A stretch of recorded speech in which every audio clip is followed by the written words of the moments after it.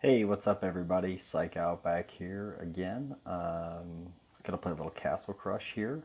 Actually, this time I'm gonna show some replays of some recent games I played. As you might recall from our previous videos, we've been playing a sort of slow deck that with the idea to use Metamorph and the Black Knight.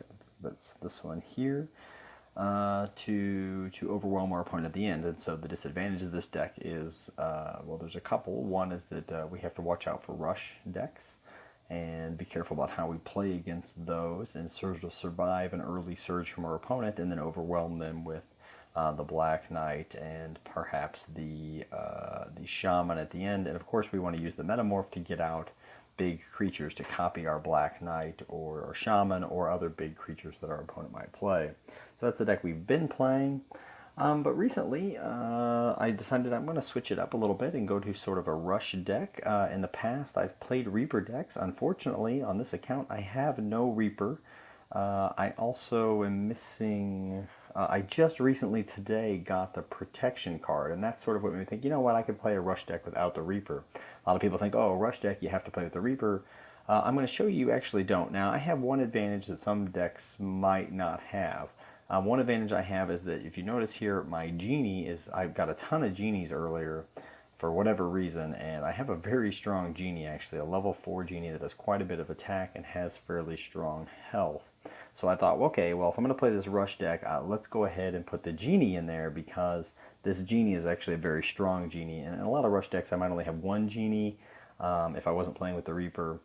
In this case, I went ahead and went with two genies. I also have only level 5 warriors. At this castle level, most people have much stronger warriors than this, and I'm working on trying to upgrade it.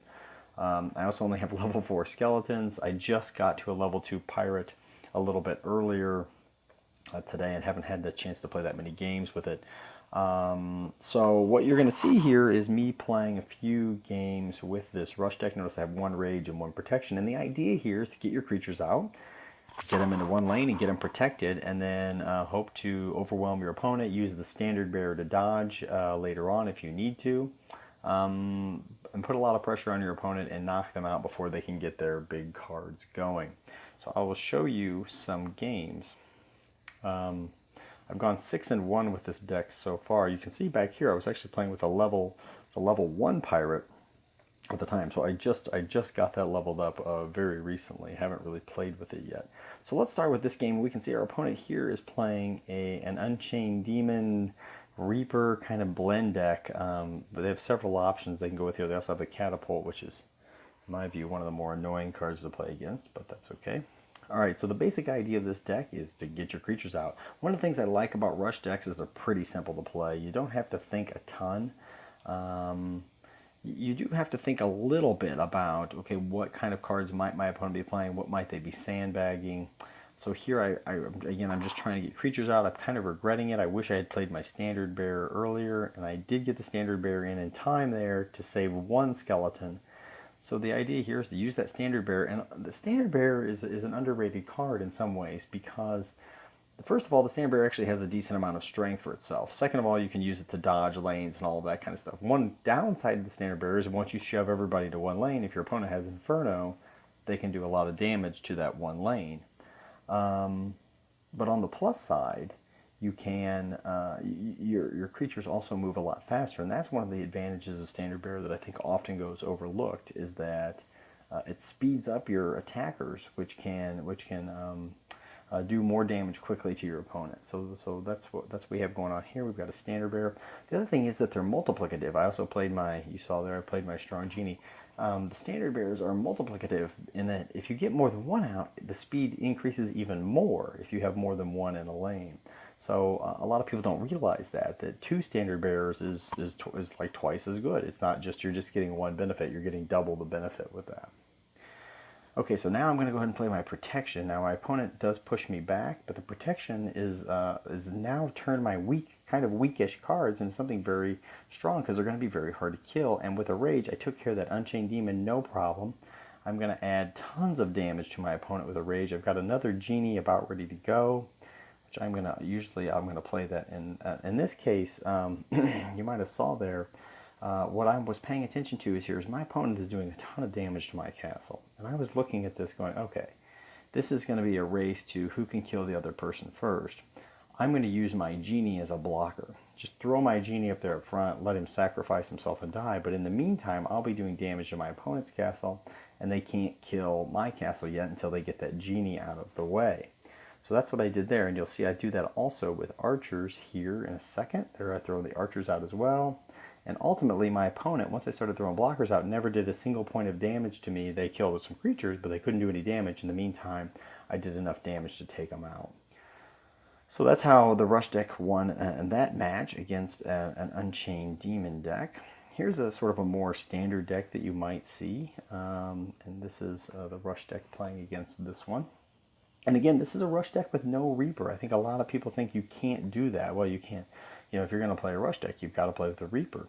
But I'm not running one. I don't have one, and I'm not going to run one here. And this deck is still pretty effective. Now here, I kind of made a mistake. I should have right there played the Standard Bearer, and I missed it. And so then I ended up losing 2 archers there that I probably didn't have to lose. But I was a little too slow.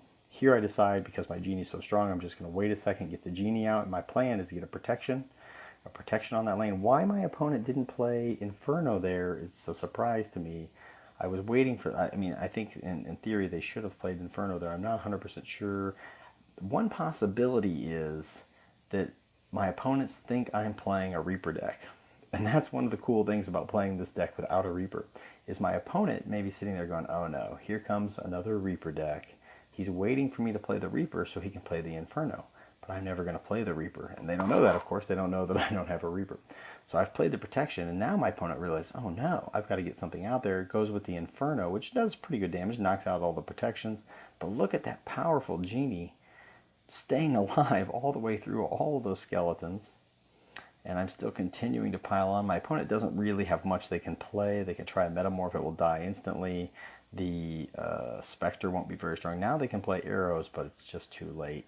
And the Rage is sort of the final knockout blow. You often end up playing in these Rush decks.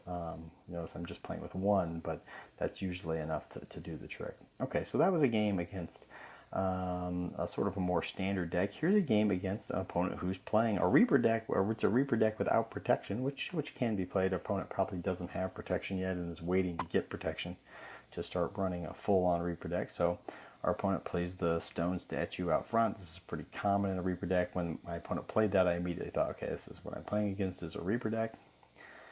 And you have 2 choices against that. You can try to just ignore the statue and try to take out the Reaper with spells, or you can just try to plow through the statues and make your opponent deal with them. In this case, my opponent actually, I don't know if you've noticed, has pretty much had a terrible draw. Getting 2 Standard Bearers, an Inferno, 2 statues, that's a pretty terrible start. And then they picked up a Druid and a couple of Rages along the way. So it's a pretty unlucky draw for my opponent. I don't think there's a whole lot they could be doing here. They do play the Inferno. It happens that they played in the wrong lane because they just happen to be playing a creature in the bottom lane. Of course, they couldn't have known that. I couldn't have known that either, just lucky for me. And now I decide to play the Standard Bearer. My opponent plays a Rage for basically no reason. They play a Warrior just to get some sort of defense up.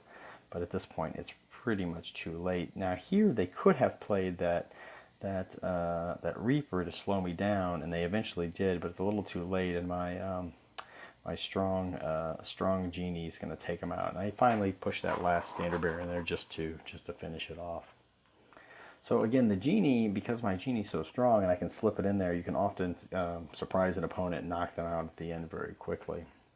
Okay, so here's the last one I'll show. And again, I think there's not a ton of thinking that has to be done to play these decks. If you do get the statue, you usually want to play it out front, or right in front of their castle as early as you can.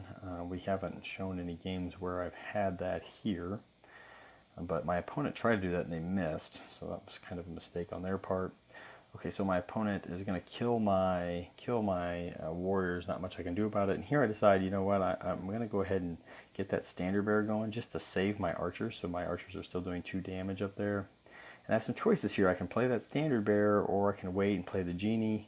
I decided I want to play the Genie and then follow that up with a Protection, which worked out really well because my opponent played the very annoying card, the 8 Pirate, but I was able to protect my warrior just in time. And now we're just doing tons of damage to our opponent. I've played another Genie in the middle lane because, again, my Genie is very strong and I'm trying to finish them off, and that's exactly what happens here. Okay, so why play a rush deck? Well, the fact of the matter is my cards at the high level are probably not as good as my opponent. So let's go take a look at some of my opponent's decks here. Okay, so this opponent has an Archer Queen. I don't have one. This opponent has level 9 Archer's Tribe. Let's go see what mine is. Mine's actually pretty high, but I'm not at level 9. Let's roll through here. I'm at level 8 Archer's Tribe. So my opponent has a better Archer's Tribe than me. My opponent has level 9 8 Pirate. I'm not even close to that. They have a level 7 Pirate. You saw I was playing with a level 1 Pirate. They have level 9 Archers. I have level 6 Archers. Basically, across the board, my opponents have better cards than I do. Here, that my opponent has level 8 Warriors. I have level 5 Warriors. They have a level 5 Druid. I just got a Druid today, so I have a basic level 1 Druid. Here my opponent has a level 2 Black Knight, which I also have, but they also have a level 2 Skull King. I don't have a Skull King. They have this opponent here's deck is closer to some of the cards that I have. They're not so far out of my league. Same thing I would say here, except their Unchained Demon's pretty strong in both of those. Whereas they also have a level 3 Reaper. I have no Reaper, and a level 5 Druid. Again, I've just got a Druid earlier today. So the point is, my opponents have better cards. If I'm trying to play a deck like my opponents are playing, if I'm trying to play the same deck they're playing, in all likelihood, I'm just going to get crushed because when we match up card for card, they're going to beat me. One of the things that rush decks do is, in my opinion, is they create possibilities for players with weaker cards to have a chance at winning. And you can run a rush deck up pretty high, often higher than sort of your castle level. You'll notice I just castled up earlier today, so I am now finally playing some opponents at my castle level, though here was a level 9, mostly 8s, but some 7s in there as well. So you can take a rush deck and you can beat opponents at a higher castle level because you can just catch them off guard.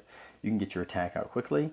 There's a couple of other advantages I like to play in rush decks. If you're trying to get that victory chest, you can sit there with your overtime decks or your other kind of slow decks and try to grind it out, and that can take hours to get your 8 wins. With a rush deck, you might lose some games, but you're going to be losing very quickly, or you're going to be winning very quickly, and the games get over very fast, and you can get on and get your victory chest and get going on. So I'm a big advocate of rush decks. I like playing them, and I'm not saying I'm even showing that you can win. You can do pretty well in a rush deck even without the Reaper. So a lot of people think, well, a rush deck you have to play the Reaper. You notice here that that's not the case, and you can do pretty well with it. Okay, that's it for this video. Hope you enjoyed it. If you liked the video, give it a like and share it on YouTube. Thanks so much. Bye-bye.